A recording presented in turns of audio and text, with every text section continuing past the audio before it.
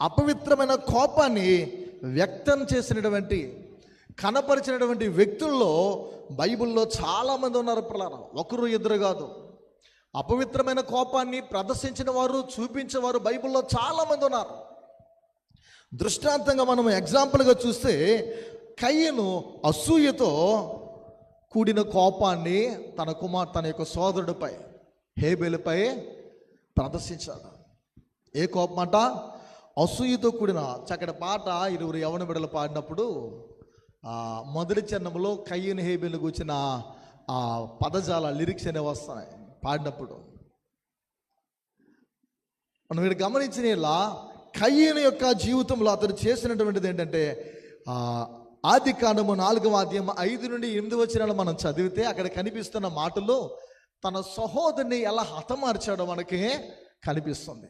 కేవలము అసూయతో తన బ్రతుకు నింపబడింది. తన సోదరును చంపడానికి గల కారణము హేబెలు యొక్క అర్పణను ప్రభు లక్ష్య పెట్టాడని, తన అర్పణను లక్ష్య పెట్టలేదని ప్రత్యేకంగా దేవుని వాక్యము హెచ్చరిస్తూ ఉంది. కోపముతో హేబెలును అతడు చంపడం అనేది కనిపిస్తుంది. అలానే హేరోదు తాను తలపెట్టిన కుట్రకు జ్ఞానులు ఆ కాలంలో చూచిన ఇలా సంహరించినందువల్ల కోపముతో వందలాది పసికందులో చనిపోయారు. మత్తయి సువార్త 2వ అధ్యాయం 16వ వచనంలో కనిపిస్తుంది పిల్లరా. తాను తలపెట్టిన కుట్రకు, అంటే తనకు ప్రతిగా వేరొక రాజు అనేది రాకూడదు, తన కుట్రకు పిల్లరా సంహరించినటువంటి ఆ కోపము ఎలాంటిదంటే చిన్న పసికందులు అనేకులు చనిపోయారు. ఇదంతా అపవిత్రమైనటువంటి కోపము. వందలాది పసికందులు వధించబడిన కాలం అది.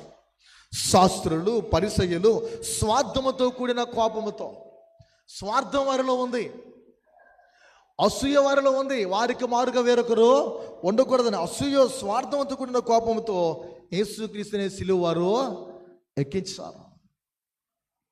ఇది అపవిత్రమైనటువంటి కోపము. ఇంకా మనం చెప్పుకోవాలంటే పిల్లరా, హేరోదియా అనే స్త్రీ కనిపిస్తుంది బైబిల్. ఎవరు? హేరోదియా అనే స్త్రీ మనకి మత్తయి సువార్త 14:8 చూస్తే తన వ్యభిచారాన్ని సమర్థిస్తూ కోపముతో యోహాను యొక్క తలను నరికించింది. తన పాపాన్ని, తన యొక్క పాపాన్ని ఏదైతే ఉందో ఆమెలో చేయకూడనటువంటి పాపము, దాన్ని ఆమె సమర్థించుకుంటూ, కొంచెం బేస్ తగ్గించమ్మా, ఆ పాపాన్ని సమర్థించుకుంటూ కోపం వల్ల ఏం చేసిందంటే యోహాను యొక్క తలను